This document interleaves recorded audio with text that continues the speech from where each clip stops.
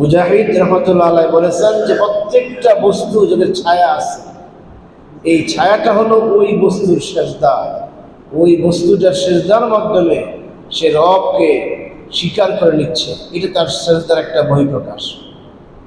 গাছপালা, পাহাড় পর্বত যা আমরা দেখতেছি, প্রত্যেকটা বস্তুর ছায়া হলো তার রবকে স্বীকার করে নেওয়া, রবকে সেজদাবনত হয়ে যাওয়া। সুজ্জাদে লিল্লাহ, আল্লাহকে তারা সেজদায় লিপ্ত আছেন।